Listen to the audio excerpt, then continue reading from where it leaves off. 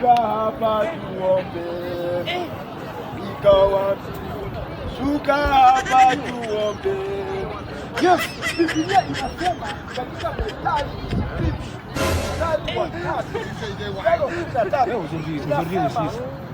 tuangalie wenyewe Methali mstari wa 13 inasema usipende usingizi, usije ukawa masikini. Yaani waache kunyorosha miguu kwa malazi ukisema ati Mungu atatenda. Ndio maana unaona vijana akiamka saa nane mchana anaona kitu akichatendeka na alikuwa ananyorosha miguu kwa malazi. Ndio maana Biblia inakuambia usipende usingizi uje ukawa masikini. Yaani ukanyorosha sakiti kelele mulili na winyo holi Mungu atatenda tabu.